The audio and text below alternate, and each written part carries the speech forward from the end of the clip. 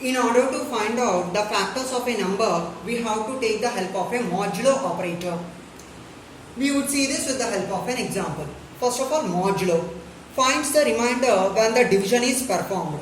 Example, 7 modulo 2. Here 2 is a divisor, 3 is a quotient and 1 is a remainder. Therefore, 7 modulo 2 is equal to 1. Modulo returns the 1 which is a remainder.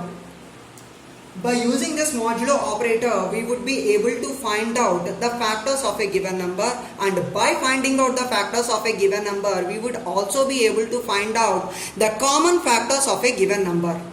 Let us see how.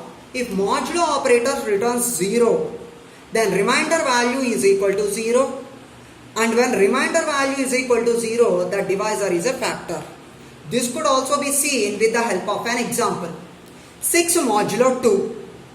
Now 2 is a divisor and 3 is a quotient. 2 3s are 6. 6 minus 6 is equal to 0. 0 is a remainder. So therefore 6 modulo 2 is equal to 0. And when 6 modulo 2 is equal to 0, that 2 is a factor of 6. So by using this modulo operator, we would be able to find out the factors of 12 and factors of 8. First of all, we will see the factors of 12.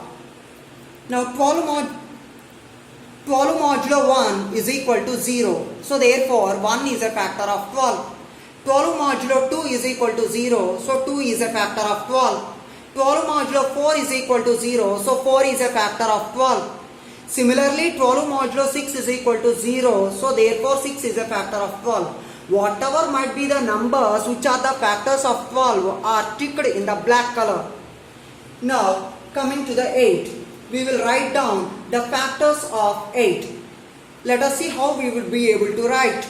8 modulo 1 is equal to 0. So therefore 1 is a factor of 8. 8 modulo 2 is equal to 0. So 2 is a factor of 8. 8 modulo 4 is equal to 0. So 4 is a factor of 8. Similarly, 8 modulo 8 is equal to 0. So therefore 8 is a factor of 8. Whatever might be the numbers which are the factors of 8 are already ticked in black color. And one more important thing that we are supposed to remember is that we stopped at 8. We did not continue to 9, 10, 11, 12. And there is no necessity for us to continue till 12. Why? Because the two numbers that we considered are 12 and 8. And among those numbers 12 and 8, 8 is the lesser number, and it is enough if you find out till the lesser number. Now we will see the common factors.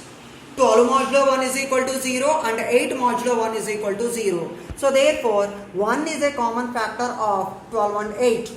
12 modulo 2 is equal to 0 and 8 modulo 2 is equal to 0. Therefore 2 is a common factor of 12 and 8.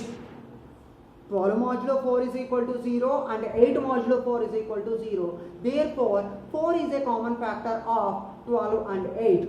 So finally what can be concluded? That is 1, 2 and 4 are the common factors of 12 and 8, and among these common factors the highest common factor is equal to 4. Therefore HCF is equal to 4.